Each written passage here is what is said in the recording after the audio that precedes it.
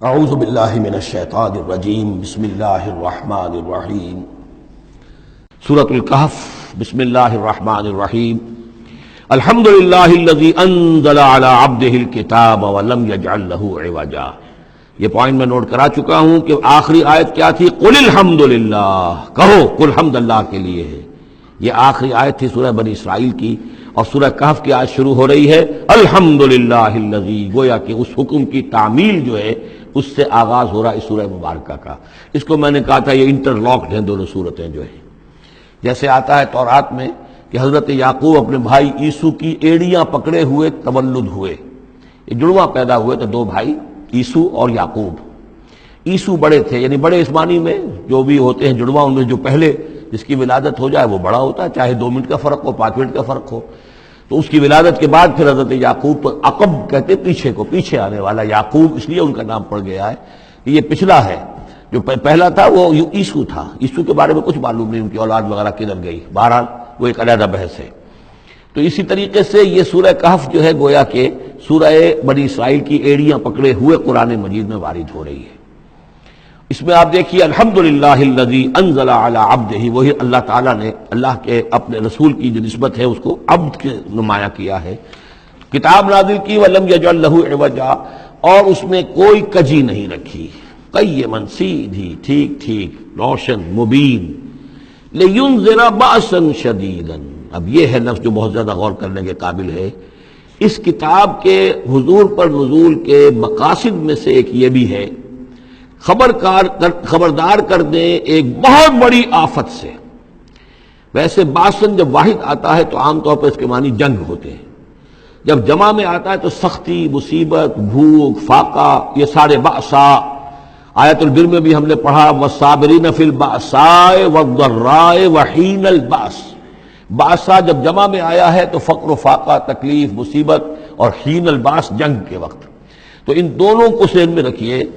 بہت بڑی آفت، بہت بڑی آفت، بہت بڑی آفت۔ ایک تو ہے دجالی فتنے کی، دجال المسیح الدجال جو آنے والا ہے، جس کے بارے میں حدیث میں آتا ہے کہ کوئی نبی اور رسول ایسا نہیں گزرا جس نے اپنی قوم کو دجال کے فتنے سے آگاہ نہ کیا،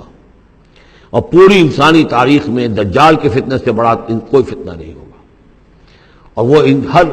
بندہ مومن کے امتحان کے لیے کڑا ترین جو ہے مرحلہ آ جائے گا، سخت ترین امتحان اس کا لیا جائے گا۔ تو یہ جو سختی ہے اس کی خبر دیتے ہوئے یہ سورہ مبارکہ نازل ہو رہی ہے۔ اور خاص طور پر اسے باسن اگر جنگ کے معنی میں لیں تو الملحمۃ العظمیٰ، کتاب الملاحم، جو کہ آپ دیکھیں گے احادیث کی کتابوں میں پورا باب ہے کتاب الملاحم، اور اس کا تعلق بھی دجال کے ساتھ ہے، کیونکہ پھر دجال ہی کو قتل کریں گے حضرت مسیح علیہ السلام نازل ہو کر۔ تو یہ سارا مسئلہ جو ہے اس کی خبر دینے کے لیے قیما لینذر بأسا شدیدا من لدنہ، گویا کہ یہ جو احادیث کی کتابوں میں آپ کو حدیث کے ابواب ملتے ہیں، چاہے وہ کتاب الفتن ہو اور چاہے وہ کتاب جو ہے آثار قیامہ ہے، اس طرح کے جتنے بھی ہیں، اور کتاب الملاحم ہے، یہ گویا کہ اس کی شرح ہے لینذر بأسا شدیدا من لدنہ، اور یہ ہوگا بھی خاص اللہ کی طرف سے، یہ آزمائش بھی، یہ دجال کا فتنہ بھی، یہ بہت بڑی جنگ بھی، جس کو آرمگڈون کہتے ہیں۔ کرسچین جو ٹریڈیشن ہے اس میں اس کے لیے لفظ ہے آرمگڈون، ایک بہت بڑی جنگ ہوگی۔ ڈکشنری میں بھی آپ دیکھیں گے کہ خیر اور شر کی قوتوں کے درمیان اس دنیا کے خاتمے سے پہلے ایک بہت بڑی جنگ ہونی ہے جس کا نام یہ آرمگڈون ہے۔ لینذر بأسا شدیدا من لدنہ ویبشر المؤمنین الذین یعملون الصالحات، اور تاکہ بشارت دے وہ ان اہل ایمان کو جو نیک عمل کرتے ہوں، ان لہم اجرا حسنا، کہ ان کے لیے ہوگا بہت اچھا بدلہ، ماکثین فیہ ابدا، اور وہ اس میں رہیں گے ہمیشہ ہمیشہ۔ یہ جو دجالی فتنہ ہے اس کے ساتھ ایک خاص مناسبت ہے سورہ مبارکہ کی۔ احادیث میں آتا ہے کہ دجالی فتنے کے اثرات سے بچنے کے لیے اس سورہ مبارکہ سے ذہنی اور قلبی رشتہ مفید ہے، اس کی تلاوت کرتے رہنا، خاص طور پر جمعے کے روز پوری سورہ کہف، ورنہ یہ کہ کم سے کم اس کی ابتدائی اور آخری آیات ان کی بڑی اہمیت ہے۔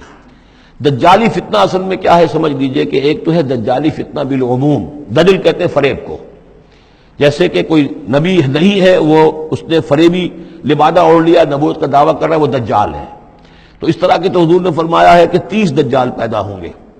انہی میں سے ایک ہمارے زمانے کے اندر جو ہے یہ غلام احمد قادیانی بھی تھا، وہ دجال تھا، جس نے کہ اعلان کیا کہ میں نبی ہوں جبکہ وہ نبی نہیں تھا۔ تو فریبی بنا ہوا، جس نے کہ ملمہ اپنے اوپر چڑھایا ہوا ہے۔ اسی طریقے سے دجالی فتنہ یہ جو ہے اس پوری دنیا میں اس وقت جو فتنہ ہے وہ یہ ہے کہ مادہ پرستی کا اتنا غلبہ ہو چکا ہے ذہنوں کے اوپر، افکار کے اوپر، لوگوں کے نظریات کے اوپر، لوگوں کے اخلاق کے اوپر، لوگوں کے اقدار جو ہیں، ویلیوز جو ہیں اس کے اوپر، کہ وہ آخرت کو بالکل بھول گئے، اللہ کو بھول گئے، اسباب کے اندر گم ہے، مسبب الاسباب سے ذہول ہو گیا، دنیا ہی دنیا ہے، آخرت کو بھولے ہوئے ہیں، مادہ ہی مادہ ہے، روح سے کوئی سروکار ہی نہیں۔ یہ ہے بالعموم جس کا نام دجالی فتنہ ہے کہ حقیقت کے اوپر پردہ پڑا ہوا ہے، آخرت پر دنیا کا پردہ پڑا ہوا ہے۔ یہ دنیا جو ہے در حقیقت کیا ہے؟ وَمَا الْحَيَاةُ الدُّنْيَا إِلَّا مَتَاعُ الْغُرُورِ، یہ دھوکے کا سامان ہے۔ اصل زندگی کو اس نے ڈھانپا ہوا ہے، ہم نے یہ سمجھ لیا کہ زندگی یہی ہے، اسی کے لیے بھاگ دوڑ محنت صبح و شام، اسی کے مستقبل کی فکر ہے، لیکن اصل جو زندگی اس کی کوئی فکر ہی نہیں ہے۔ باقی ایک دجال جو ہے جو آئے گا وہ معاملہ احادیث کے اندر بھی بڑی طوالت کے ساتھ ہے، اور اس میں کافی پیچیدگیاں بھی ہیں، بعض چیزیں جو ہے ایک دوسرے سے کچھ مختلف بھی ہیں، اس میں پھر اہل علم کو بہرحال مطابقت پیدا کرنی پڑتی ہے۔ میں نے جہاں تک اپنی کوشش کی ایک رائے تک میں پہنچا ہوں، لیکن ابھی میں اسے بیان نہیں کر رہا ہوں۔ بہرحال دجالی فتنے کی خبریں موجود ہیں بہت شدت کے ساتھ، اور اس صورت کا پڑھنا جو ہے اس میں بہت مفید ہے۔ اس صورت کے مضامین کا دجالی فتنہ بالعموم سے کیا تعلق ہے وہ تو اس ہم دورہ ترجمہ دوران کے اس کے دوران بھی آپ کو معلوم ہو جائے گا، لیکن اس کے جو خاص بڑے مباحث ہیں، خاص طور پر یہ کہ ایک ہمارے بہت بڑے عالم گزرے ہندوستان میں اس صدی کے آغاز میں، مولانا مناظر حسن گیلانی، انہوں نے اس میں باقاعدہ کتاب لکھی ہے، آپ کو مل جائے گی بازار میں بھی، اصحاب کہف کے جو کا معاملہ سورہ کہف کے مباحث ہیں ان کے۔ میں نے اس کو اپنی ایک تقریر کے اندر کسی خطاب جمعہ میں سورہ کہف کے مضامین کا خلاصہ بیان کیا تھا، جس کا عنوان ہے دنیا کی حقیقت۔ ظاہر بات ہے تفاصیل زیادہ جو ہیں وہ میرے لیے ممکن نہیں ہے کہ اس دورہ ترجمہ کے دوران بیان کر سکوں۔ وَيُنذِرَ الَّذِينَ قَالُوا اتَّخَذَ اللَّهُ وَلَدًا، اور خبردار کر دے ان لوگوں کو جنہوں نے کہا کہ اللہ نے بیٹا بنایا۔ یہ ساری دجالیت جو ہے اس کی جڑ کیا ہے؟ مسیحیت، جو موجودہ مسیحیت ہے، جو حقیقت میں مسیحیت نہیں ہے، پولزم ہے، جس کی بنیاد تثلیث پر ہے کہ اللہ کا بیٹا بنا دیا حضرت مسیح علیہ السلام کو، اور انہیں کفارہ بنا دیا تمام جو بھی مان لے ان کو ان کے گناہوں کا، پیش کی معافی ہے ان کے گناہوں کی جو حضرت مسیح پر ایمان لے آئے،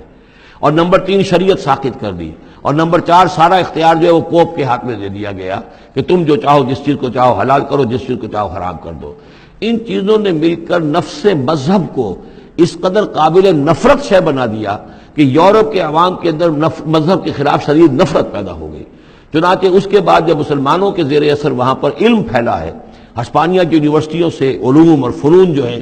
یہ فرانس اور اٹلی اور جرمنی کے نوجوان آتے تھے، اور وہاں آ کر وہ قرطبہ اور غرناطہ اور طریقلہ کی یونیورسٹیوں سے پڑھ کر جاتے تھے، تو ان کے زیر اثر جو ایک ریفرمیشن شروع ہوئی، اصلاح مذہب، اور ایک رینائسنس، تحریک احیاء العلوم، وہ جو اصل تو تحریک تھی اس بات کی کہ انسان علم کی طرف دوبارہ رجوع کرے، لیکن یہ کہ وہ علم جب آگے بڑھا ہے تو وہاں پہ عیسائیت کے خلاف جو رد عمل تھا اس کی وجہ سے اس میں مذہب کی دشمنی جو ہے اس تحریک کے اندر خود بخود شامل ہو گئی۔ تو مذہب سے بیزاری، روحانیت کا انکار، آخرت سے بالکل بے پرواہی اور اس کا بھی انکار، اور خدا ہے یا نہیں ہے اس سے کوئی سروکار نہیں، یہ جو اس تہذیب کے اصل میں اثرات بنے ہیں سارے، یہ اسی غلطیوں کا یہ اثرات ہیں، نتائج ہیں کہ جو عیسائی مذہب کے اندر جو یہ تحریفات کر کے جو غلطیاں کی گئی ہیں، اس کو یہاں کہا گیا ہے کہ ان لوگوں نے کہ جنہوں نے یہ عقیدہ ایجاد کیا، ما لہم بہ من علم، ان کے پاس اس کے لیے کوئی علمی سند نہیں ہے، ولا لآبائہم، نہ ان کے آباء و اجداد کے پاس کوئی سند تھی، کبرت کلمۃ تخرج من افواہہم، بہت بڑی بات ہے جو ان کے منہ سے نکل رہی ہے، بہت بڑی گستاخی ہے جو یہ اللہ تعالیٰ کی شان میں کر رہے ہیں، ان یقولون الا کذبا، یہ نہیں کہہ رہے مگر جھوٹ، سراسر سیدھا سفید جھوٹ بول رہے ہیں۔ صدق اللہ العظیم۔